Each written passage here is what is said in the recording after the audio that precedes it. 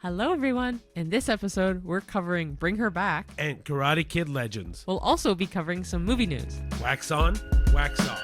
Yes, sensei.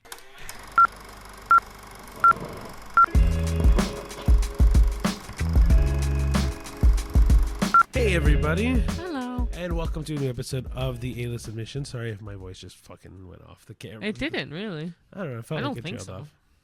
But anyway, guys, welcome. Happy Friday for us. Happy Tuesday for you guys. Yeah. Sorry, I'm a little tired. It's okay. It's been a long day. We're recording this Friday night after we watched Karate Kid Legends. Yeah. I wasn't tired from that. Just been a long day. Fair, but I'm just saying, like, normally we record this Saturday morning. We decided today to squish it in on a Friday night. Yeah, just because we were able to see the movie a little earlier today, which is nice. Yeah. So. But yeah, I'm not as sick anymore compared to last week. Yeah. Yeah, last week was pretty rough. But I will say I still have a cough a little bit. You can kind of hear it in my voice now that I can hear my voice. But yeah, if you see a couple cuts here and there, just know that it's because I'm coughing. Yeah, poor guy. Or sometimes I have a sniffly nose still. It's not like a runny nose. A little bit here and there. I noticed for us our weather right now is really shit. I work some early mornings at my work, and I'll walk in wearing my winter coat because it's so chilly enough for a coat. When I leave, I could wear shorts and a tank top easily. Yeah. So a couple people I know are already sick as well with head colds and whatnot. Yeah, I noticed that too with my work because sometimes I work outside. Like in the morning, I have to wear a sweater or like a long sleeve, and then by middle of the day, I'm like ripping off layers and layers of clothing. I already have issues with my nose because I have a fracture in it. So that doesn't help with the sniffles. Anyway, on that note, we saw 2 movies this week. Whoa. I wanted to tell everybody a little bit of big news for us. So we used to have a pet guinea pig we didn't. Sorry, pet hamster who passed away. She was my world. Yeah, her name was Remus. Yeah.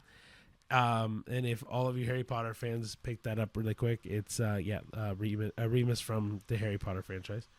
And so Cheyenne about a month ago was like, I kind of want another pet, but I don't want another hamster. Yeah. And so we were kind of looking up different pet options, and the first one we thought of was guinea pig, which is why he's fucked up and spoiled that. But yeah, well, I mean, but first, so just cut quick to the chase. We got 2 guinea pigs. Yeah, because originally we were like, oh, we'll get a guinea pig, and then we realized, oh, you can't have one. You have to have at least 2 or more, because in the wild, as their species, they rely on having their group with them.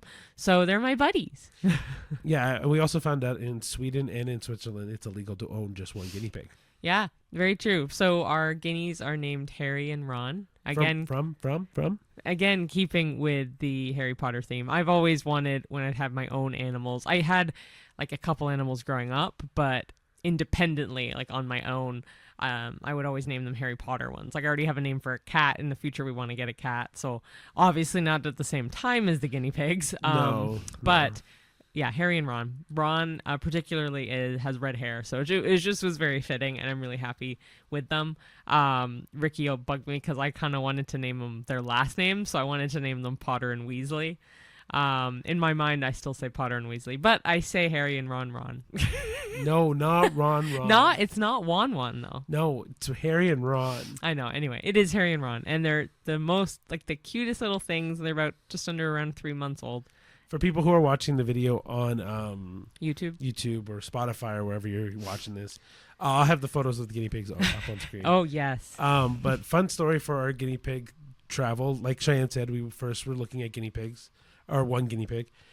Cheyenne had found one at a pet store, and she immediately fell in love with one and was like, okay, we'll get that one. Cool. Goes and starts asking questions just so that way we can kind of do more research before we buy the guinea pig. And the pet shop lady told her, oh, you can't just get one. They're bonded. Yeah. But no, the original one I saw was actually sold. Yes. But usually they had told me if they're not bonded or you don't already have one at home, they really can't sell you any single. So yeah, and usually they have to be of the same gender. So we have two boys, and they're really cute. Yes. But after we got told that you can only have one, we started looking at other pets, and so we looked into chinchillas. Hedgehogs and That was it. I think it was just those two. Oh no, we also looked into ferrets a very in for past for like a second. No, it's because we had I think I talked about it with my mom or something, and she had mentioned ferret instead of guinea pig.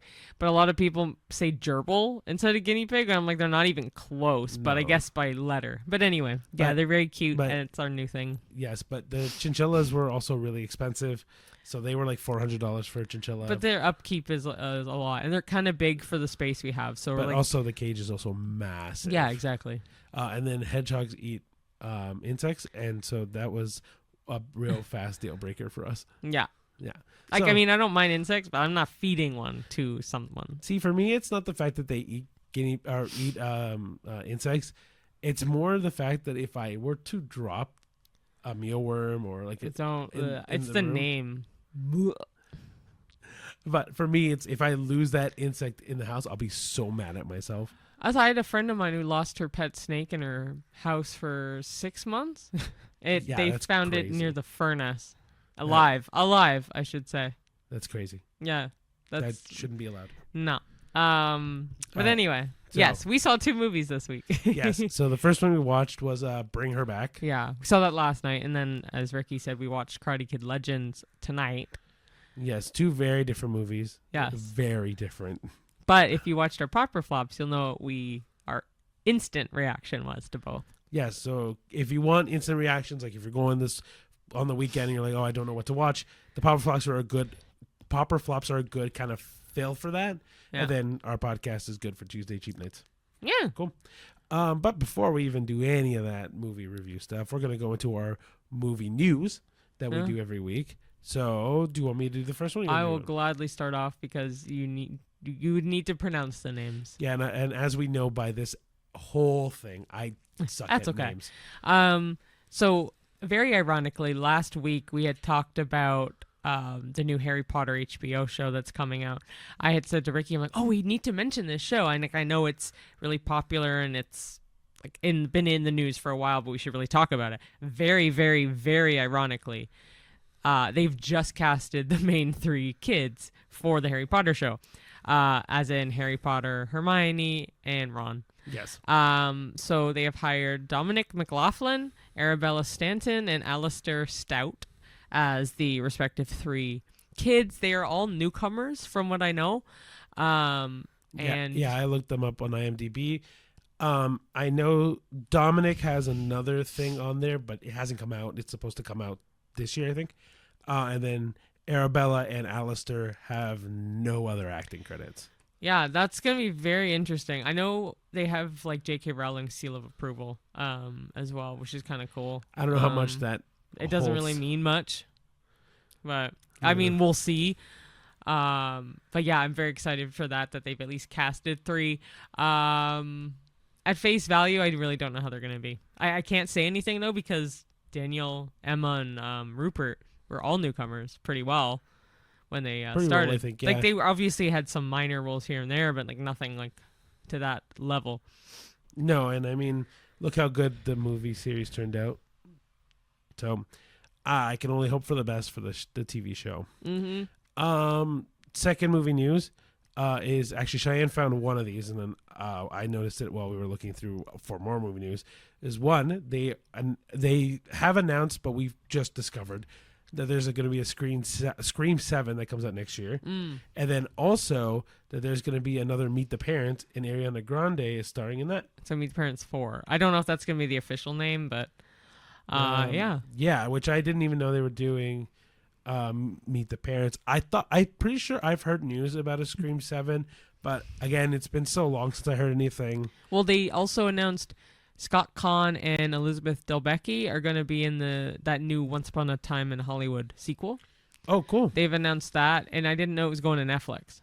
I didn't know it was going to Netflix No. either. But speaking of Netflix, brings us Yeah. to our third movie news. Which I want to mention this one because I had talked about it with you, but I had just actually recently saw the trailer for this. There is a trailer out for and this. I haven't seen the trailer. He hasn't seen it. I saw it. I want to say yesterday. I'm really excited for it because the cast is phenomenal. So it's called the Thursday Murder Club. And just to give you a quick thing, it's directed by Chris Columbus. Ironically, this is like the 6 Degrees of Kevin Bacon. Harry Potter, Harry Potter, Harry Potter. Yeah, he directed the first 3 Harry Potters. Which is why I said it like that. Yes, he also directed Home Alone. Did he direct the third one? Oh, no, he directed the first 2, sorry. I was going to say the third one's someone else. He directed the first 2 and Home Alone as well, and he's done a bunch of other famous stuff. But yeah, anyway, members of the cast alone that I just have really quick include Helen Mirren, Ben Kingsley, Pierce Brosnan, Naomi Ackie, Tom Ellis, David Tennant, and Richard E. Grant. There is quite a few more.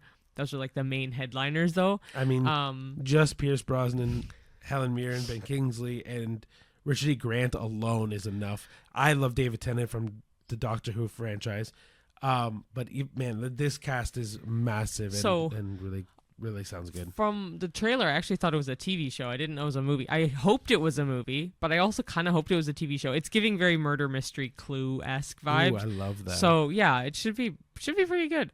I'm very, very excited. I'm not a huge Helen Mirren fan, but man, she was great. Like any women that is in a film over the age of 50, apparently. Dude, Helen Mirren's great. I liked her in The Queen. Helen Mirren's good in a lot of movies. Even in Red, she's really good. Oh yeah, she's good in Red. That's fine. I love like Julie Andrews, someone like that. I like them. I don't know. Helen Mirren's just kind of. I like her more than Meryl Streep. I do like her more than Meryl Streep. And Meryl Streep is you're snubbing Meryl Streep as if she hasn't given award-winning performances. One person snubbing her against the like 15 Oscar nominations. I think that's fine. Anyway, no, it's not. Anyway, last one is about Lilo and Stitch. Mm-hmm. The new one. Yeah, the 2025 one. The remake has grossed 421 million worldwide, meaning it has passed the original film's entire box office gross, which was 273.1 million, in less than 2 weeks. And that's not the only milestone the film has received. Lilo and Stitch has also already broken numerous box office records in its limited time in the theaters. This includes the biggest 4-day Memorial Day weekend box office ever with 182.6 million. And this surpasses Top Gun Maverick, which had 160.5 million. So, thank you to Cheyenne for pulling up this whole blurb. But she got it from Newsweek. I don't want to take credit for it or give ChatGPT the credit for it. But yeah, it's really cool considering, I mean, the fact that it's grossed more than its original run, the animated one. Yeah.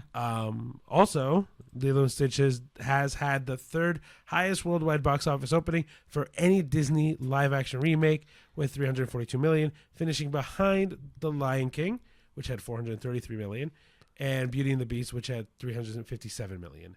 Which, by the way, I still think out of all three of them, Beauty and the Beast was the best one. Yeah, I don't know why that's so low. Lion King was trash. It was not live action. It's CGI. I think in a live action setting. That's the point, right? It's still I know, bullshit. But I think it's because you had a huge notable cast, right? You had Childish Gambino or Donald Glover, sorry. No, I know. And Beyonce. Great cast. I mean, Beauty and the Beast did too. Obviously not as notable, but it still had Dan Stevens, had Emma Watson. But I think that's why. I think it's Lion King had more success solely because it had more notable names. I mean, the Beehive loves Queen Bee very much. Huh? Beyonce. Oh, loves the Hive. The Beehive is her fan group. I don't know. How the hell would I know that? I'm telling you. Congrats.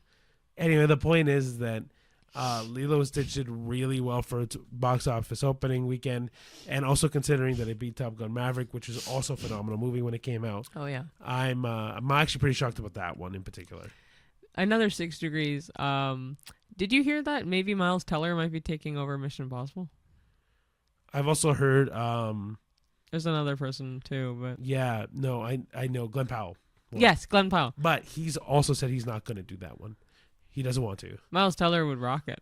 He would rock it. I love him. I know Glenn Powell said that it's a death sentence. But it's not that it's going to kill him, but it's basically the fact that he'd be taking so much risk and it would it would scare his parents, and he doesn't want to put that pressure on his parents. Aww. He's such a sweetheart. But Miles Teller would do a phenomenal job as the new Tom Cruise. I think so too. Cool. All right, that kind of sums up the movie news. So we'll now get into the mini movie reviews because it was just 2 movies. Like we said, the first one was Bring Her Back. Second was Karate Kid Legends. Yep. First one, I will give a quick synopsis and cast. Bring Her Back is a 2025 Australian supernatural horror film directed by Danny and Michael Philippou, known for their previous work on Talk to Me, which we have not seen. Wow, she took the words right out of my mouth. I really wasn't saying it. Mind you, I do really want to see it. I do too. We just didn't get around to it. I have heard it's pretty good though. Anyway, the film stars Sally Hawkins as Laura, and if you don't know who Sally Hawkins is, most famously in both Paddington up until the last movie and The Shape of Water as well, which she was great in. But yeah, she plays Laura, who is a grieving foster mother. Billy Barrett as Andy, who's a teenage boy, and Sora Wong as Piper, his visually impaired stepsister. After the siblings are placed in Laura's care, they uncover disturbing rituals and secrets within her secluded home. The film delves into themes of grief, loss, and the supernatural, building psychological tension through atmospheric storytelling and strong performances. It's currently in theaters. It is produced and made by A24. A24. So due to a distribution deal between A24 and Warner Brothers Discovery, the film is expected to stream on HBO Max, which is going to be rebranded. It's currently as Max, around late September or October of this year, 2025. But that's another thing too. If you look up the memes for the different logos for the HBO name changes, it's really funny. But yeah, which is so weird though that they've called them. They keep switching it back. I do think that HBO Max makes way more sense than just Max. Yeah. Oh, 1,000%. I don't know why they got rid of it. HBO, when I hear HBO, I think of Game of Thrones, House of the Dragon, The Sopranos, right? Yep. Yeah. Okay. Yeah, Stuff like that, though. I think of those shows. Yeah. I hear Max. I'm like, I don't know what the hell Max is. Exactly. Sorry, I'm trying to think of. Yeah, this movie was fucked up. Truthfully, sorry. I this is gonna be one of those movies where I'm trying to recall it because this movie is not that it's bad by any means. It's really unique because it's so fucking gory. It's not even the fact that it's gory. It's messed up. The idea of it is messed up. But it's gory in the way that puts such a mental anguish on you. It's no. It's shocking. It's visceral. Yeah, but that's what I mean. Not necessarily are you gonna be traumatized by it. Yeah. But I mean that in the sense that it's so visceral. You feel every without. I mean, it's gory. Everything that when things happen where blood starts pouring and stuff. All the injuries, just you feel every bit of it happening to you. Yeah, it's I don't want to give away anything, but I like the way this movie ended? Question mark? Its lead up. Ended. I like its lead up to the ending because it's, you don't expect what's coming and it kind of does happen. You're just kind of like, "Oh, okay. I see." I agree with you. I think this movie, again, we're really trying to skate around not spoiling it. I mean, the appeal to this movie is truly, if you like horror movies, if you like The Human Centipede, that's not a good pick. It's not a good pick. It's fucked up. It's fucked up, but I don't agree with that. Okay. I feel like The Human Centipede caters to You haven't seen it. No, I haven't. But when I think of Human Centipede, I don't think, oh, this movie is a good fit for that. This gives me vibes of there's a horror movie with Finn Wolfhard. Is that the one with the girl from Yes. Terminator? Yes. Hereditary. No, it's not Hereditary. That's the one I'm thinking of. Finn Wolfhard's not in Hereditary. So the movie I was thinking of was actually Hereditary, but that's with Alex Wolff. I sometimes get Finn Wolfhard and Alex Wolff mixed up, probably because of their name. Fair enough, but they also kind of, not that they look exactly alike, but they have the messy hair. Yeah. The movie with Finn Wolfhard and Mackenzie Davis is called The Turning. It kind of gives me vibes of both of those, but just way gorier. I would agree with Hereditary though. Right? Yeah, Hereditary just feels that that's way more. less gory, more culty. Even like Actually, about the same culty. like Midsommar is kind of in that realm Yes, as well, but not, yes. like this I feel is Gorier. gorier. It's creepier. Like it's creepier in the gore, whereas Midsommar is creepier in the cult of it. But the one thing that both movies do really well is they don't shy away from anything. They just Like, keep going. And I love A24 for the most part. Like, obviously, I was iffy on Death of a Unicorn. See, and I really like Death but, of the Unicorn. like, looking back on it, it was one of the better movies we've seen still kind of this year. Yeah, but see, I think A24 does a really good job at any movie they do. Because I'm pretty sure A24 also did Everything Everywhere All at Once. No. Yeah. Okay, cool. A24, not that I think you're really listening to this, but if you are listening to Hey, this. don't say that. You yeah. never know. If you are listening to this, like, bravo, man. You're probably the studio of all studios at the moment. Yeah. I think, Thank you, Jim or Bill or Bob or whoever's working there. why are they all men? Lucy, Fair. Lisa. But anyway, no, like A24, every time I see an A24 logo come up, I know I'm expecting something that's going to be vastly different than what like Universal or Disney or Warner Brothers usually approve. Yeah, and we always make sure to get to the horror movies, like we mentioned last time, for the previews, and that didn't disappoint either. I don't remember them, but Cheyenne remembers them. There's one that we really liked, and I can't remember the name, but it's coming out, I want to say in July. June or July, but I had never heard of it before. If I find out what movie we're talking about, I'll put it Just in the YouTube or Spotify video. Keep it as like a heads up that if you do see, or you should see, Bring Her Back, you may see a trailer for a couple movies that are pretty good, including The Life of Chuck, which I'm curious how that's going to turn out. But Not a horror movie, but also not a horror movie, just a movie. But honestly, it still. looks like a drama, and I'm It kind gives of me- excited about it. Gives me vibes of that movie that everyone thought was like a Forrest Gump dupe. Oh yeah, the one that took place in one room. Yeah. Tom Hanks and Again, Robin Wright. Whatever. Whenever the movie is, I'll put it on the screen. Yeah. Back to this movie. Yeah, it was very messed up. I thought Sally Hawkins did a great job. I think everyone did a good job. Everyone personally. did a good job. I really liked Andy, the brother. I like the relationship between Andy and Piper a lot. Because I feel like that is what the whole movie hinges on. And even like, without going into the too much spoilery zone, I really do like how that dynamic ebbs and flows. Right? Like, But there are a couple movies that I'm thinking of, and I can't piece together which ones this movie reminds me of. But it does remind me of a couple specific horror movies. If I ever think of it, I'll get back to you. But and then, did you mention Ollie at all in this or no? Okay. Watch out for that character. Ollie. Ollie Oliver. Oh man, Ollie. He got mainly Ollie. So Yeah, he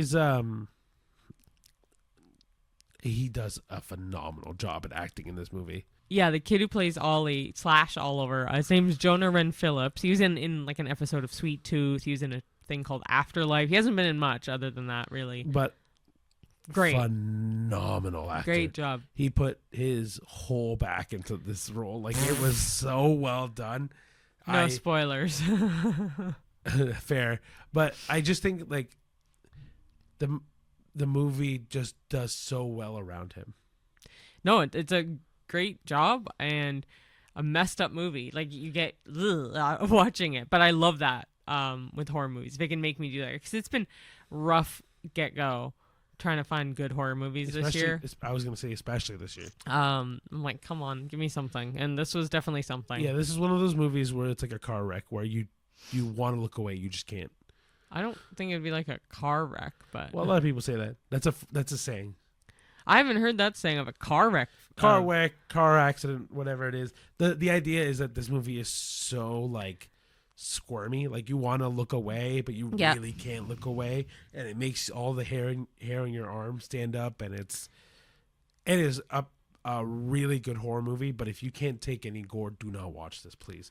It does feel like it takes a little bit of time to get to any point in the movie as well, But it because needs at that one time. point I looked at my watch and it was only 50 minutes in, and I'm like, oh my gosh, we still have an hour. But like, it obviously builds up to something, and boy does it ever. Because once it starts, it truly just is unrelenting, and it just keeps on going. Yeah. But it is. If you're looking for a horror movie, man, this is the horror movie you should go to. So what is your rating? My rating, I'm gonna give it a 7. So I was 7. debating on 6.5 or 7. I'm gonna give it a 7 as well, though. Yeah, I'm gonna give it a 7. I enjoyed it. I really enjoyed it. Yeah, and I'm not a horror movie person by any means, but No. I felt like this was one of those experiences where, even though I'm not a horror movie person, this deserves a 7. Yeah. It is so good at its craft that it deserves a 7. Oh, 100%. Yeah. No, it was really, really good. All right, so now we'll go into Karate Kid Legends, which I was so super excited for, because for me, I'm a fan of the Karate Kid series. I've been watching the show. For whatever reason, I didn't watch season 4, but I'm gonna get to that eventually. Cheyenne, though, had not seen anything Karate Kid, No. and so to prepare with the little time that we had, we watched the original Karate Kid, and then we watched the 2010. the one with Jaden Smith and Jackie Chan. Mostly just because both Jackie Chan and then obviously, if you hadn't watched the original Karate Kid, how the hell were you gonna watch this one? And so so Cheyenne was kind of prepared for this one. But yeah, we'll get into the synopsis. So Karate Kid Legends is a martial arts drama directed by Jonathan Entwistle. Yeah, Whistle, right? Yeah, and Whistle. Yeah, it's all right. I thought I was going to butcher that name. The film follows Li Feng, played by Ben Wang, a kung fu prodigy who relocates from Beijing to New York City after a family tragedy. Struggling to adapt to his new environment, Li finds guidance from his great uncle and mentor, Mr. Han, played by Jackie Chan. When Li faces challenges that require more than his kung fu skills, Mr. Han seeks assistance from Daniel LaRusso, played by the infamous Ralph Macchio, the original Karate Kid, to help Li merge different martial arts styles for a pivotal competition. The cast also includes Joshua Jackson, Sadie Stanley, Ming-Na Wen, and Aramis Knight. Karate Kid Legends is currently playing in theaters and is available for streaming on Netflix later in 2025. Yeah, expected to be available, yes. Cool. Anyway, all that is to say that I love this movie. As a fan of the Karate Kid series and of the TV show, this really does feel like a modernized version of the original Karate Kid. And I say that with even the Jaden Smith version supposedly being the modern version, this feels like it's a nice homage to the 80s version or the original, but it also felt very artistic and very, for me, very like Street Fighter-esque as well. Like there was a lot of like graphics on screen and a lot of like almost like graffiti style-esque. Like Cheyenne, I know, mentioned that it looked like what was the Spider-Verse that you said? Spider-Verse or the Ninja Turtle Mutant Mayhem. That's what I was thinking of. Yeah. Like those, like a live-action version of those. Yeah. But even apart from that kind of art style, seeing Jackie Chan on screen doing what he does best as kung fu fighting, but then also seeing Ralph Macchio come back and I love Ralph Macchio. Dude, he looks the same. He does look like a kid, an adult version of the kid. Yeah, like it's really weird. But man, like it's weird to see those two come together, and it just, this movie is funny. This movie is action packed. This movie is kind of cheesy. This movie is sad. Like it's emotional. It is, man. It gives you something to fight for. But and it's fun, man. Yeah, sorry. You You can go ahead. Go ahead. Okay. I was going to just give my opinion before you probably said everything Go for anyway. it. Go for it. One thing I thought was kind of funny, I told Ricky this when the movie ended, was Wang definitely reminded me of an Asian Jesse Eisenberg. Like, he sounds just like Jesse Eisenberg to me. I couldn't get that out of my head. But he was really good too, though he had an awful almost unibrow that he could totally chop off. Sure. That bothered me throughout the whole movie. I'm like, oh, they're so close together. I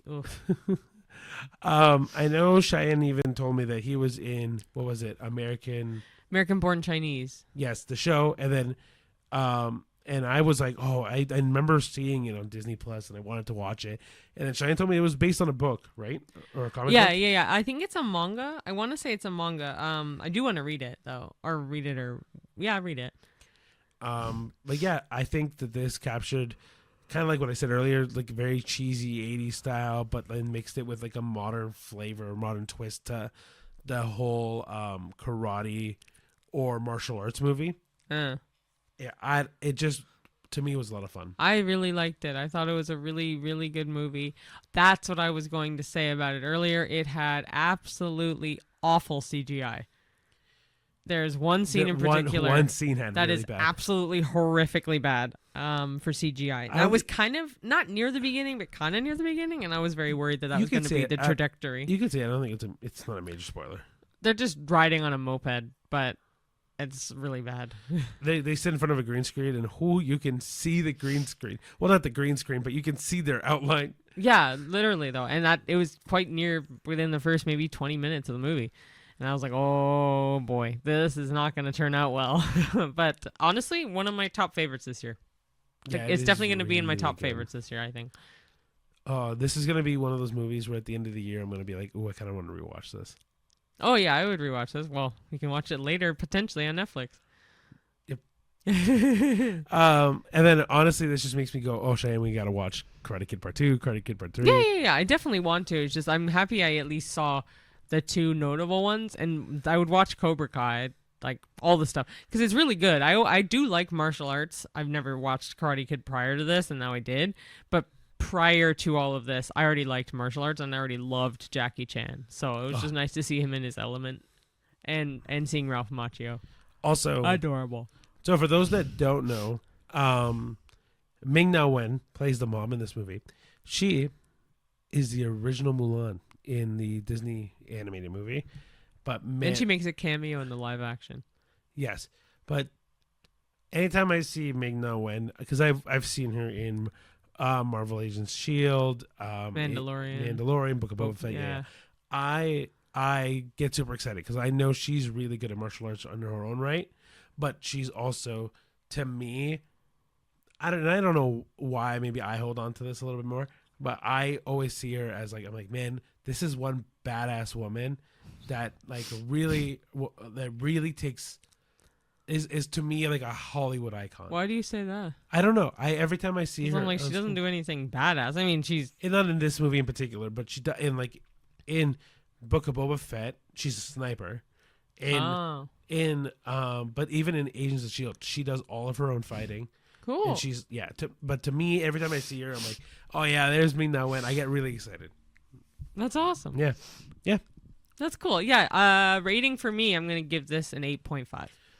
Oh, cool. My initial reaction was, ooh, I want to rate this an 8, and I'm like, oh, isn't an 8 though? But no, fuck it. I'm gonna give it an 8. I'm really happy. Oh, you did it lower than me. I'm surprised. The thing is, right, is this is a really good movie. I want to give this more thought into whether or not this is closer to Sinners, closer to Mickey 17. Oh, what did I give Sinners? That's what I mean. I don't remember. I think I gave it a 9. Ooh, okay. I'm going to retract this to an 8. I'm going to give this an 8. Okay, so it's a solid 8. I have to think, we're obviously, when we talk about our movies in May, Sinners is on that list. So, that's what I mean. I also want to think about, for the year, is Mickey 17 going to beat this out? Is Novocaine going to beat this out? There's movies that we've seen that I can't even think of right now. Yeah, I know. This is a really good movie, and especially because, I think you told me this, but I think I've read it too online, that critics don't like this movie at all, the Karate Kid movie. And so the fact that it beats that expectation out for me is brilliant. All right, so that's everything movie review related. So I would say if you're into a horror movie, definitely bring her back is what you're looking for, unless you don't like gore. But I would say if you're looking for an action-packed kind of comedy, definitely Karate Kid. Yeah. 100%. But honestly, you can't go wrong with either one this week. Both movies were really good. Yeah. Really I think enjoyed so both too. this week. But Cheyenne, I don't know if it's going to make it into the podcast, but we did talk about it briefly earlier. What is your movie of May? We'll do number 1 first. What is the best movie of May? Well, I'm going to read them out. Sure. Or we can let's do that crisscross first. it, or Cool. does it matter? All right, you go first. You say one, I'll say one. Okay, Thunderbolts, Clown in a Cornfield, Fight or Flight, Shadow Force, Final Destination Bloodlines, Hurry Up Tomorrow, Lilo and Stitch, Mission Impossible, The Final Reckoning, Bring Her Back. and Karate Kid Legends. I'm going to say Final Destination Bloodlines. Is the best one this month. For me, yeah. Oh, shh. What? Wait. Why did you? I need to see them. Let me see the movies. Yes, we have the list on our letterbox, just going through it. Yeah, go check out our letterbox. They're all updated now, ready to go. I mean, the worst one is fine. It's the best. Like, worst one we know. Best one for me, it's still Final Destination Bloodlines. That was brilliant. I mean, I liked Thunderbolts. I'm tied with. I have 3 in my head that are. Whoa, what 3? The Final Destination, Lilo and Stitch, and what? And Karate Kid. Oh, fuck! You forgot about Karate Kid, didn't you? I did. Those are my 3. I'll knock out Lilo and Stitch. Okay, let's on the count of 3. We'll say the one that our gut, like heads or tails, kind of got. All right. Okay. Oh, fuck. Okay. 1, 2, 3. Karate Kid. Yeah, Karate Kid. I think is the best of me. Yeah. And look, there's no shame. I will say, Final Destination is a very fucking close second. Like they're both really good. Best horror of the month is Final Destination. Yeah. Whoa. Ooh. Oh my god. Yeah, I would agree with it. I'll agree with you. Well, but it's because to me it's more lighthearted than it is gory. Well, I know it will pick for the worst of May. Oh, without 1, question. 2, 3. Hurry up tomorrow. If on Letterboxd, so on Letterboxd you can do 0 to 5 stars. We never give anything 0 because it needs at least something. So Hurry Up Tomorrow. That's not true. What? I think we're gonna find a movie that's a 0. I said this before. Hurry Up Tomorrow is half a star for us. And I think we gave it half a star because of the acting of The Weeknd or the Abel. cast. I think both Abel. I don't know how they got Barry Keoghan and Jenna Ortega to do this movie. But Barry Keoghan and Jenna did a decent job. Oh, they did their job. I agree with you now that I think about it that it's not their best job, but I do think they did a good job. I low-key want to watch The Idol just to see how bad his acting was, because I heard it was awful, like horrendously awful in that it's show. not even their acting that is bad in that movie that makes that movie bad. Yeah. It is just a bad movie, guys. Yeah. Like, it is not fun. It is not entertaining. It is none of that. It is just bad. Yep. And like, it hurts me to say that, but yeah, it's just bad. It's honestly up there for the worst of the year too. Wow. Like, I know we give the Alternates a lot of shit. That was maybe at least watchable. Mm-hmm. Like, this is starting to become the worst of the year. Yeah. But again, we'll revisit all of our bests of the year, worst of the year at the end of the year.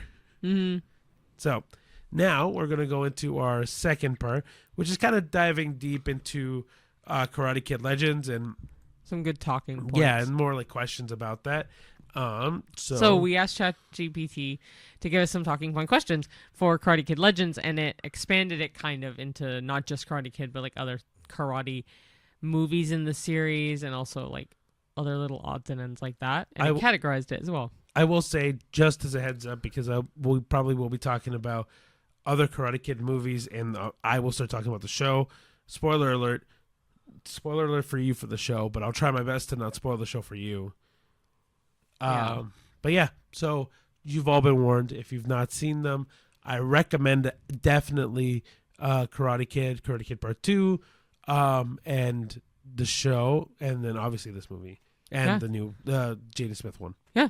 Cool. Okay, so the first category of 3 questions is all about the legacy and nostalgia of Karate Kid. Cool. So I can read the first one. Go for it. So how well do you think the film blended the Karate Kid and the Kung Fu Kid universes with Jackie Chan and Ralph Macchio teaming up? I think they did. Honestly, I think they did a pretty damn good job. Because I think Kung Fu... Well, because and Cheyenne actually pointed this out when we were watching the Karate Kid with Jaden Smith, is that they still named it the Karate Kid, and Cheyenne was like, why the hell did they name it Karate Kid? Yeah, it's Kung Fu. They even say in the movie, like, he corrects his mom and says, this is Kung Fu. Yeah. Not karate. Yeah. And they even, in this question, even say blending the Karate Kid universe and the Kung Fu Kid universe. Yeah. Like, I know. Is it because of Kung Fu Panda? Maybe. But to put a nice bow on this question, honestly, I do feel like after having rewatched the Kung Fu Kid and the original Karate Kid, man, it does feel like it marries both universes pretty well. Mm-hmm. Like, my only gripe with this is, I think for me, I would have liked a little bit more of karate, but that's just In this movie? in the newest movie. Oh. But that's my own thing. That's not saying that what is in there is not good. I'm just saying that was my own personal preference. Yeah, nothing wrong with that. Cool. All right. So the next question is, did Li Fong, Ben Wang, feel like a natural successor to the Karate Kid legacy? Yeah, I gave the same vibes as all the other kids. Like, definitely gave Danny LaRusso vibes. Definitely gave Dre Parker vibes. I see it. I think he's more of a successor than Dre Parker. Yeah. I think, don't get me wrong, I think Dre's phenomenal and he does a great job in the movies, but I truly do think Li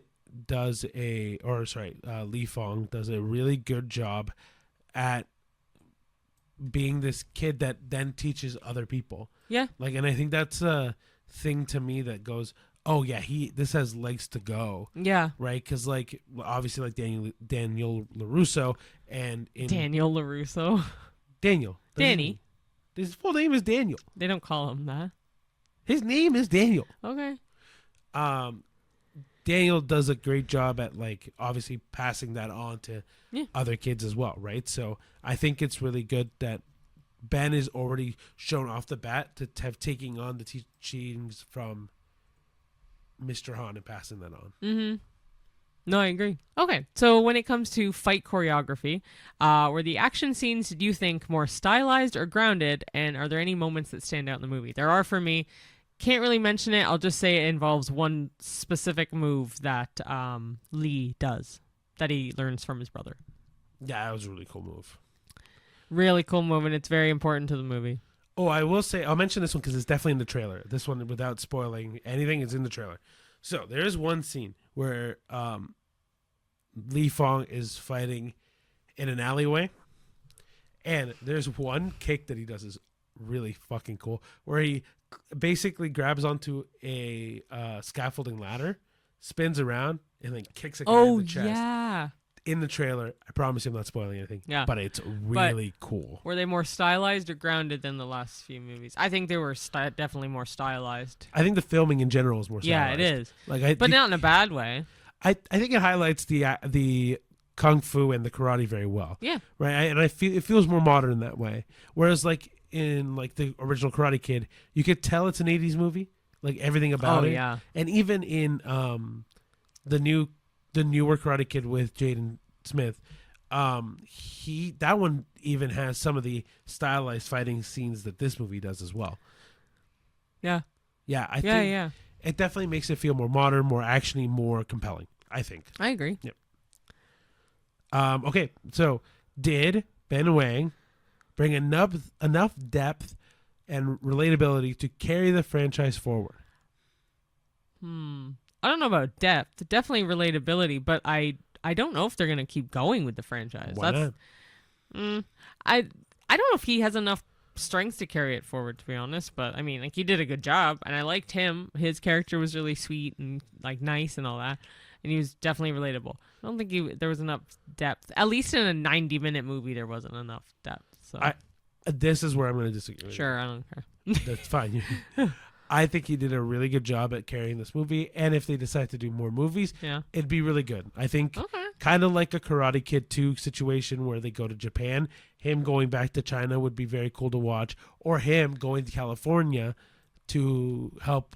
Okay. So, yeah. I did ask the question about Joshua Jackson and Sadie Stanley, who are Victor and Mia in the movie.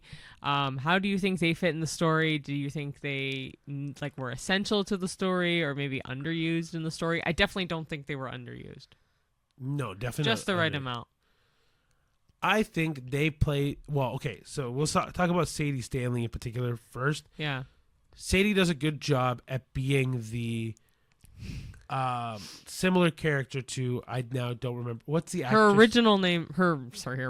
Elizabeth Shue is the actress's name in the from original. the original Karate Kid. Cheyenne's really good with older actresses and older actors' names. She was Jennifer in Back to the Future 2 and 3. Yes. So, what's her name? Elizabeth Shue. I almost said Sadie Shue. That's why I was like, no, it's not. Oh my it. gosh, like Sadie Sink. Yeah. So, Elizabeth Shue, Sadie plays basically the same kind of role, right? Yeah. It's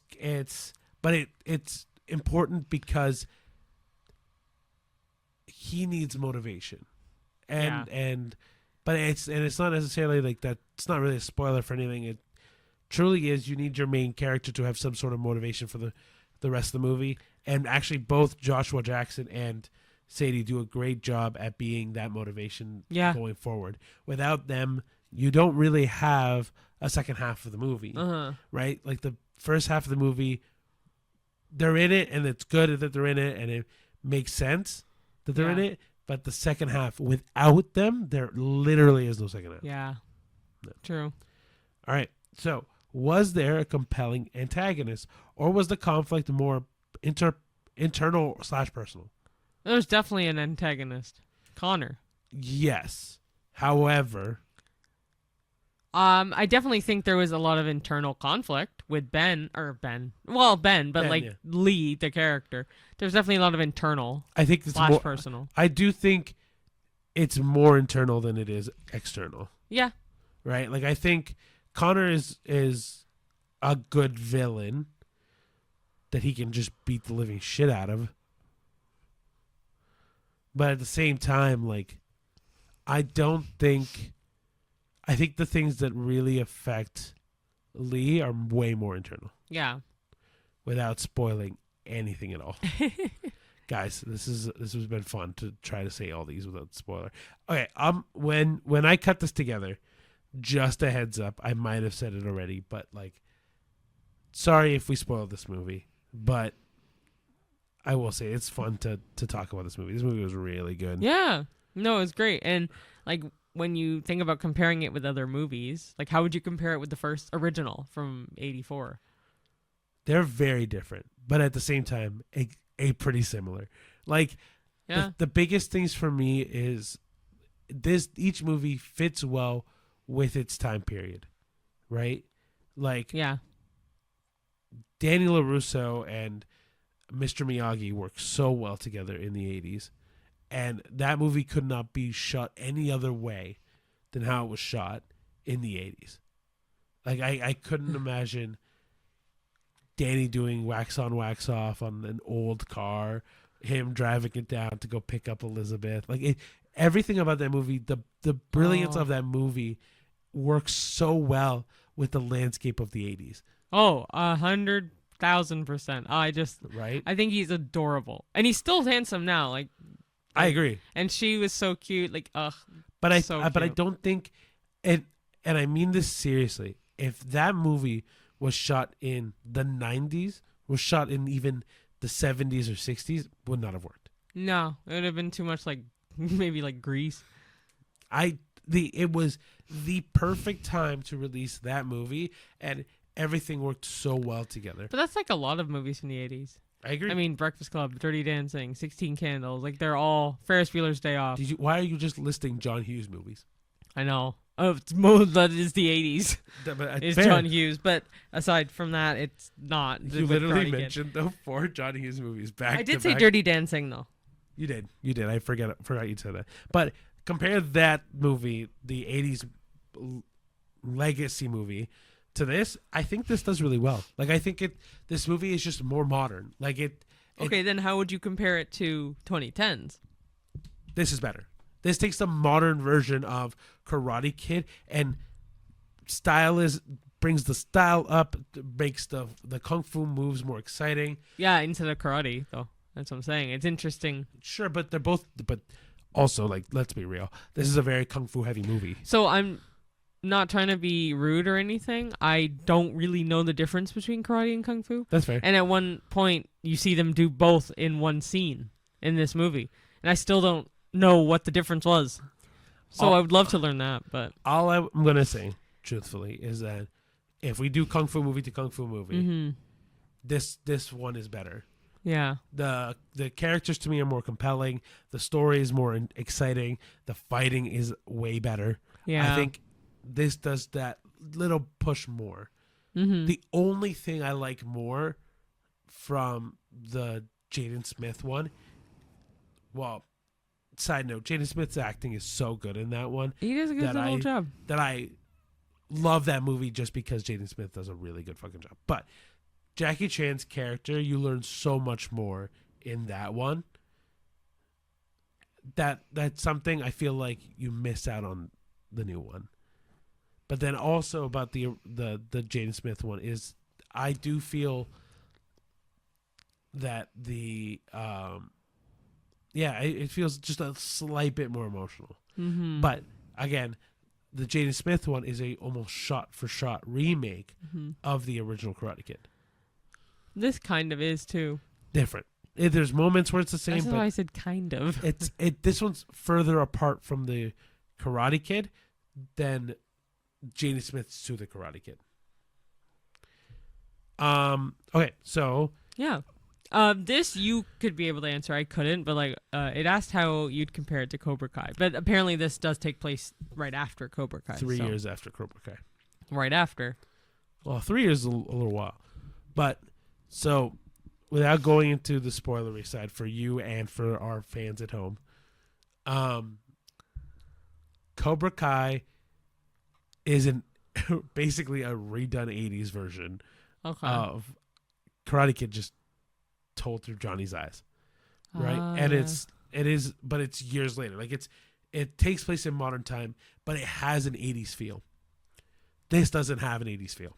No, it's a very modern feel. Right. So that's the biggest difference. Is Cobra Kai has the cheesy shit from any kind of like karate movie from the 80s, but it's also a dramatic teen soap opera at the same time.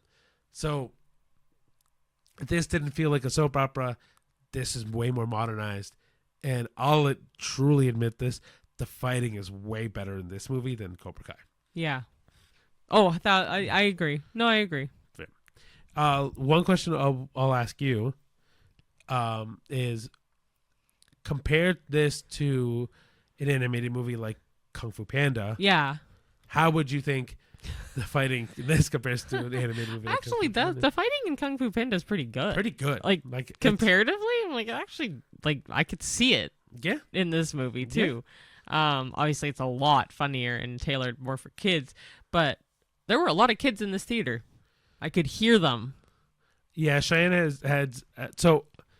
To Cheyenne's credit, Cheyenne one has we think is undiagnosed ADHD, and two, she has a little bit of hearing impairment in one ear, and so for people talking, people screaming, not screaming, but people talking, laughing, and then any visual, honestly, like checking their phone or bright screens, I'm like pulls right out. But like, it's a kid. I understand that, but at the same time, shut up.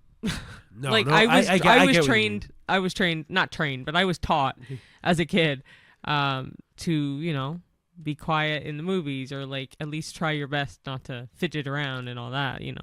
Yeah, and then also to your credit too, like the beginning of this movie, because we know, especially by the synopsis, that Li Feng moves from Beijing to New York. Yeah, is in Chinese. And so subtitles are. It's good. Like I'm happy they had subtitles in this movie. This one, yeah.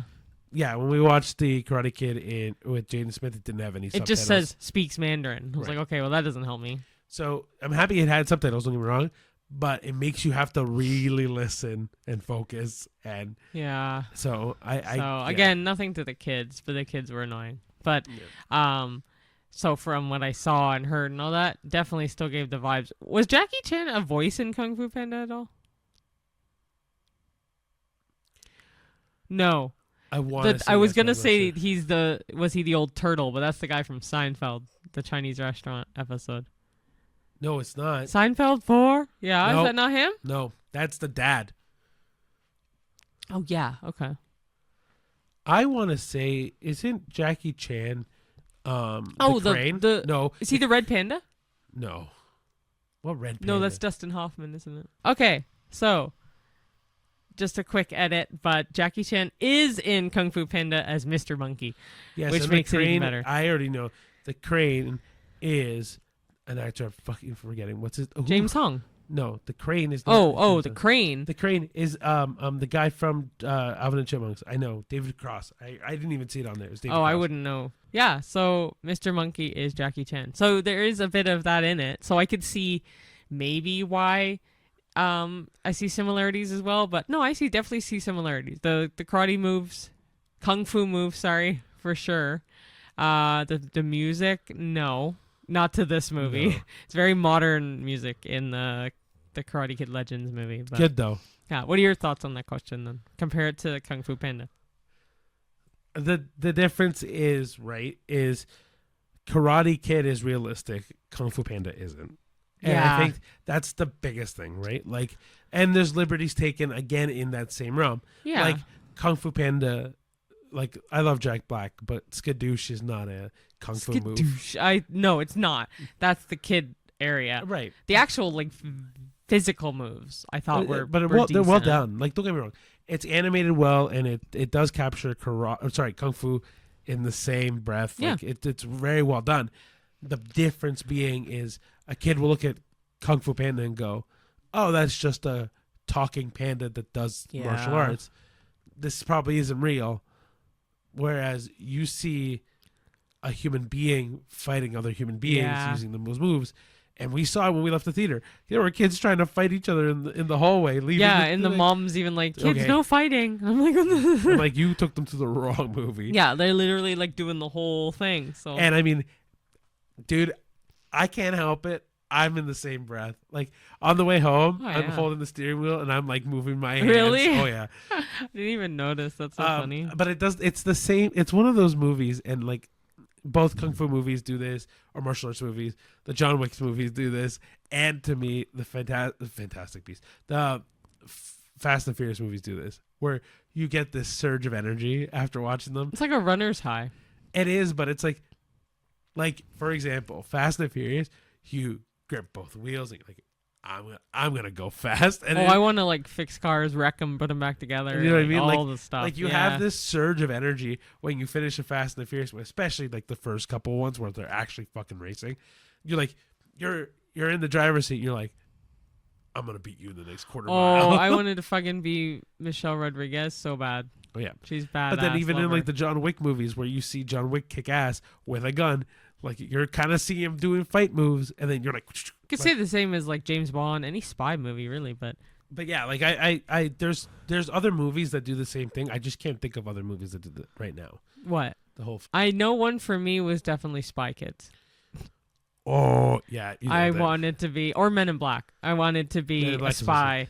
And this is a side story, but when Men in Black came out, or Men in Black 2, one of the two, Burger King had not a Happy Meal toy. I already know where you're going with this. They had the toys, and I was all in on wanting to get them all. Close, but no. Okay. Burger King had their kids meal. I don't know, King meal maybe. Sure. And it came with a spy Men in Black ID card with a blank spot for your photo. So I got my parents to take a photo of me. I went to Fashion Max when that was a store. It's no longer a store at all.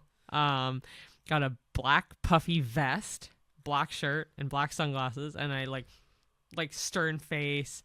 Got them to take a photo of me and put it on there. So I had a spy ID card, and I had a little spy camera. that I lost on Space Mountain. Damn. Yeah. Do you remember what the going back to Spy Kids? Sorry. Do you remember the little robotic? Yes, I wanted that bug. What was it called? I don't know. I wanted that bug. But I'm pretty sure Junie's pet. Yeah, but I'm pretty sure McDonald's had a Spy Kids. They had probably toys. all the toys that I wanted. I think I had him, but it wasn't like movable or anything. It was just that. But it's like, okay, so adventure movies do that more for me. So Indiana Jones did that for me. National Treasure did that for me. All these like adventure movies, I wanted to do what they're doing. Sahara did that. Like a bunch of movies did that for me. Action movie, or sorry, adventure movies. Man, for me it was always action movies or like movies that get you on the edge of your seat. Or even Harry Potter. Mission Impossible also did that to me too, though. Like I remember when we watched I want to say it was Mission Impossible 2. Well, sure. So Mission Impossible 2 was the one that got me into Mission Impossible movies. But Mission Impossible 2, where he's the first time you see the mask and he rips it off, and it's, dude, I wanted that mask so bad. Yeah, no, that was a good movie. But dude, yeah, any movies like that, but definitely for kid me, Spy Kids was be all end all.